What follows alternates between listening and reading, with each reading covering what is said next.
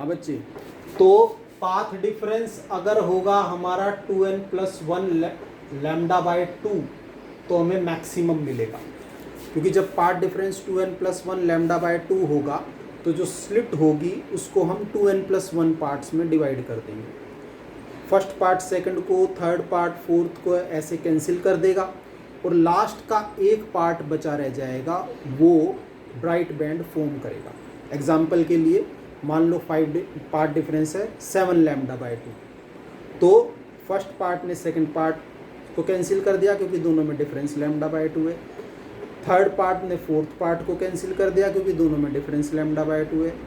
Fifth part ने sixth part को cancel कर दिया क्योंकि दोनों में डिफरेंस लैम्डा बाय 2 है।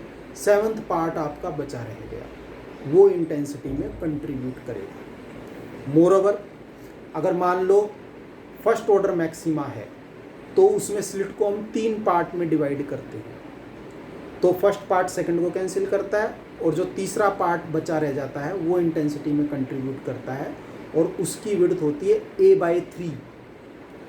अगर सेकंड ऑर्डर मैक्सिमा है तो स्लिट को हम 5 पार्ट में डिवाइड करते हैं, फर्स्ट सेकंड को कैंसिल कर देगा, थर्ड फोर्थ को कैंसिल कर देगा, फिफ्थ पार्ट पता रह जाएगा और उसकी विड्थ होगी a/5। तो आप देख रहे हो जैसे जैसे ऑर्डर ऑफ मैक्सिमा बढ़ रहा है, जो स्लिट इंटेंसिटी को कंट्रीब्यूट कर रही है उसकी विड्थ घट रही है। पहले a/3 थी, फिर a/5 हो गई, फिर a/7 हो जाएगी, फिर a/9 हो जाएगी। इसलिए डिफ्रैक्शन में होता ये है, फर्स्ट मैक्सिमा की ब्राइटनेस सेकंड वाले से ज़्यादा होती है, सेकंड वाले की थर्ड वाले से ज़्यादा होती है, थर्ड वाले की फोर्थ वाले से ज़्यादा होती है। यानी कि जैसे जैसे आप आगे बढ़ोगे विड्थ जो होगी, जो इंटेंसिटी में कंट्रीब्यूट कर रही है, वो घटती चली जाएगी, a/3, a/5, a/7, a/9, इसलिए इंटेंसिटी भी घटती चली जाएगी।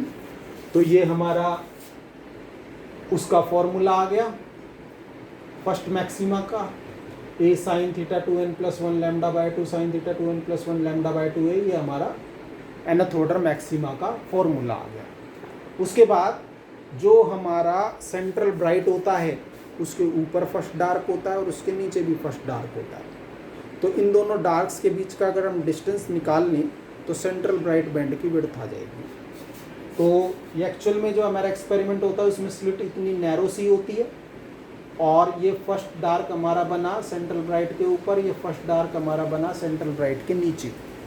इन दोनों का एंगल है थीटा और सेंट्रल ब्राइट की विड्थ है बीटा।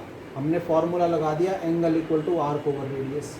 एंगल हो गया 2 थीटा, आर्क हो गई बीटा और रेडियस हो गया d, तो 2 theta is equal to beta by d आ गया। और ये जो थीटा एंगल है फर्स्ट मिनिमम का एंगल है, फर्स्ट मिनिमम का फॉर्मूला है sine theta equal to lambda by a. Theta इसमें काफ़ी छोटा होता है तो थीटा आ गया लैम्डा बाय ए, सब्स्टिट्यूट कर दो यहाँ, तो इससे बीटा की वैल्यू आ गई 2 लैम्डा d बाई ए। ये हमारे सेंट्रल ब्राइट बैंड के विड्थ का फॉर्मूला आ गया।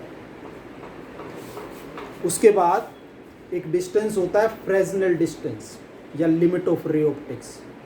वहाँ जाकर बेंडिंग इन वेव उतनी ही हो जाती है जितनी की स्लिट की विड्थ हो। उस डिस्टेंस पर जाकर हम ये इग्नोर नहीं कर सकते कि डिफ्रैक्शन के कारण बेंडिंग हुई है। तो फ्रेस्नेल डिस्टेंस या लिमिट ऑफ रे ऑप्टिक्स क्या होता है?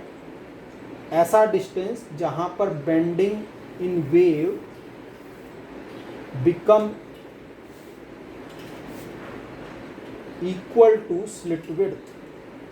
तो ये मान लो स्लिट की विड्थ है a और यहाँ इस डिस्टेंस पर जाकर इतनी ही बेंडिंग हो गई जितनी की स्लिट की विड्थ है a।